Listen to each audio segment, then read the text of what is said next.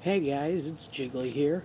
So, the channel's been up for a little while now, and we've only had openings. So I thought it was about time we diversify our portfolio. And so today, I'm going to be doing a deck profile for the first time on Summoner of Illusion Ghostricks. That is a shitty camera angle.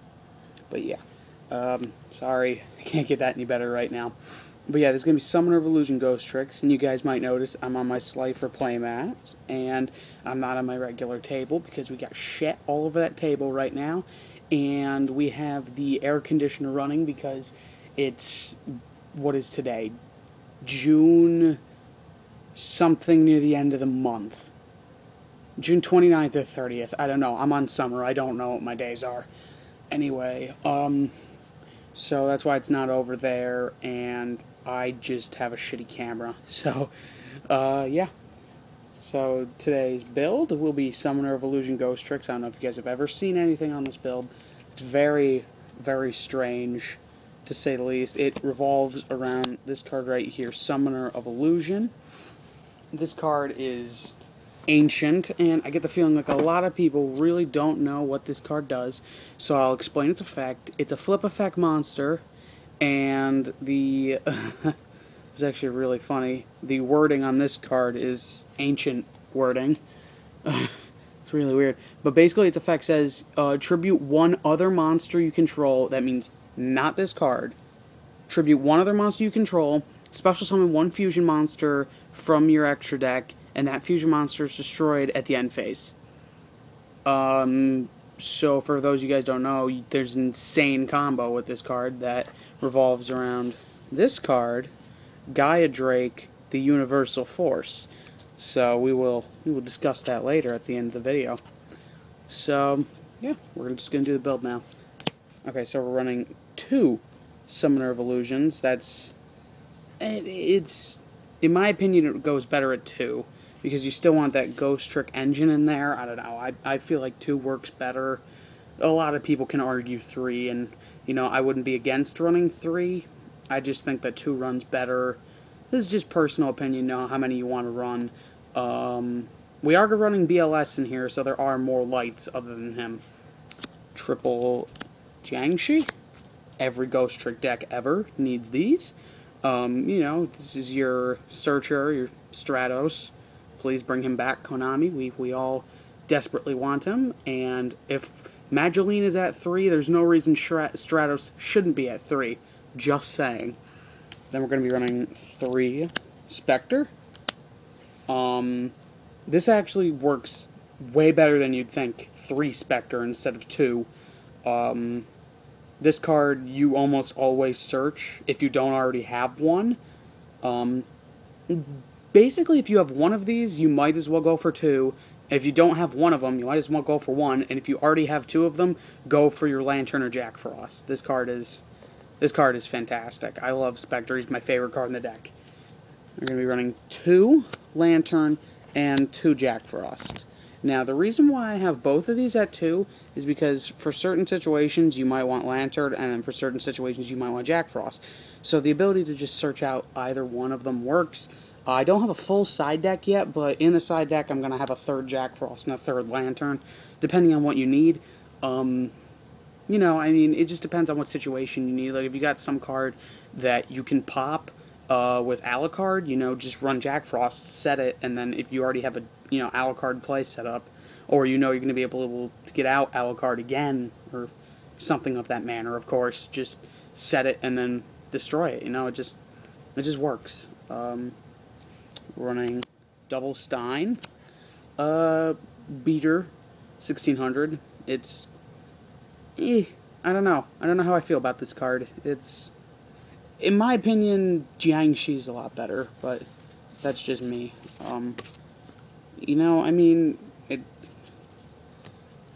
don't use it much. I pretty much only use this card for Exceed plays. If I don't have a mansion, I'll get it. If I don't have Scare, I'll get it, but there's not a lot that this deck can search. That's just sort of there to be there. And then the card I've been thinking of taking out for quite some time, Double Skeleton. I've been thinking of swapping this for Double Ghoul.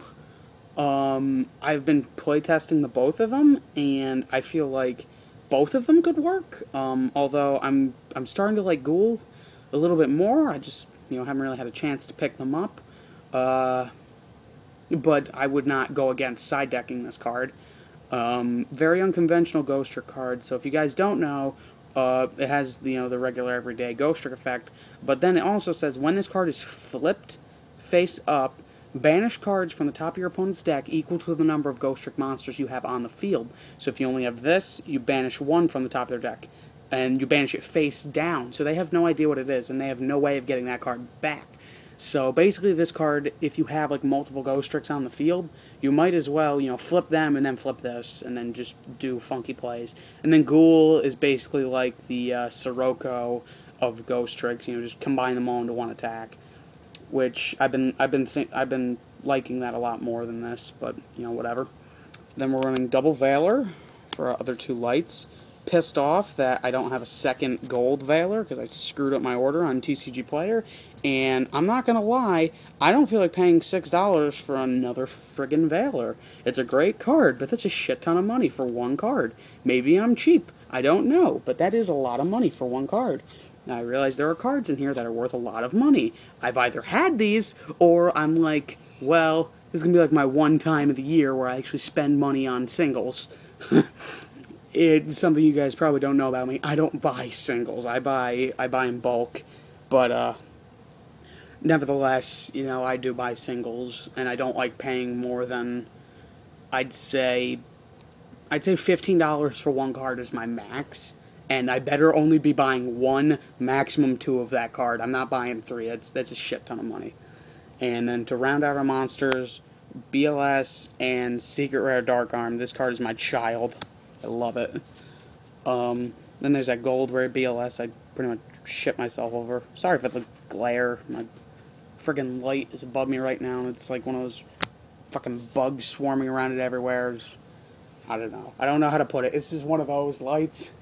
It's just really friggin' bright, and it gives me glare, which pisses me off, but yeah, you can really get out these two cards. I've gotten out those two cards in one turn before, because if you just open up with them, and then you've got so many draw power cards in this deck, you might as well, if you do draw into them, try and make a play with them. Don't try and go for the Summoner of Illusion play. Try and go for these two right here, because they're just so much better. But the Summoner of Illusion play is still great. Moving on to spells, running Double Mansion.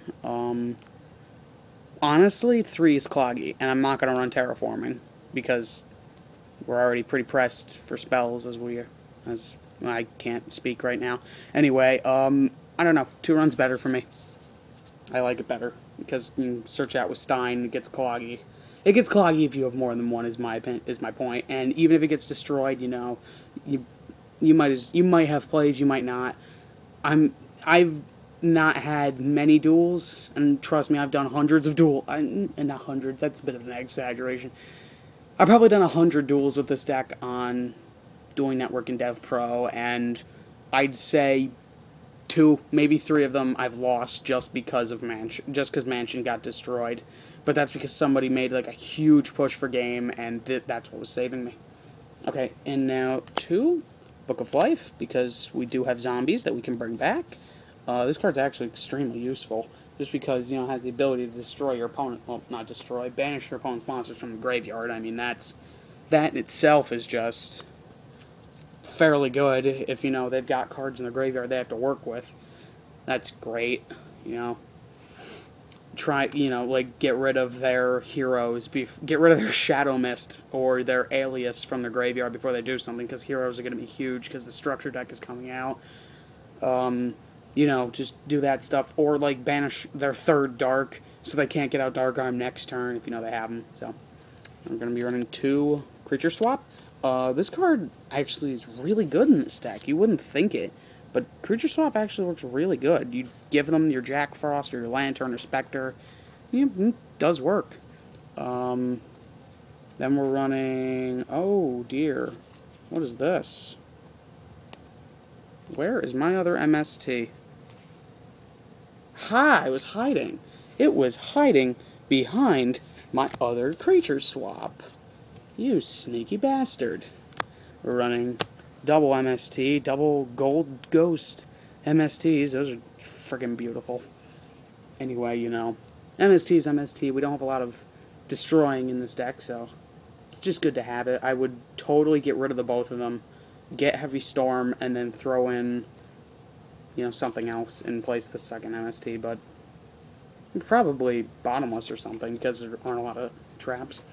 Now, moving on to our draw power cards. Double Pot of Duality. Hello, Seth. Hello. Could you be so kind as to shut your mouth? I'm doing YouTube whatnot at the moment. Don't roll your eyes at me, mister.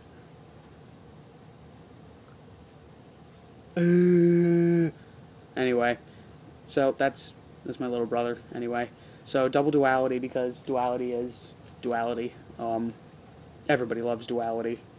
It's, you basically just rename the card Raymond. That's my philosophy.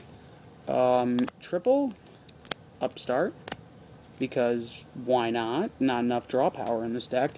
And the one Allure of Darkness, like I said, same reasoning, just not enough draw power. I don't know. I think that's just a perfect amount of draw power right there. And to round out the spells, just Book of Moon and Dark Hole. I should probably not have these all stacking on top of each other. This is not proper, what's it called? I can't think of the name of it. Deck profile etiquette. That's it. That's it right there. Alright, then we're going to be running for, but that's it for the spell. Did I think I said that? I think I said that those ran out the spells. I think I did. Somebody tell me in the comments. I don't know.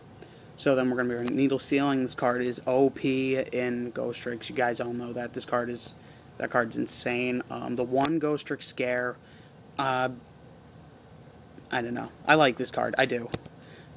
Search it. I most of the time will search this out with Stein. If I don't have a play already set up, I'll go for this just because this card's stupid. Then Solemn Warning.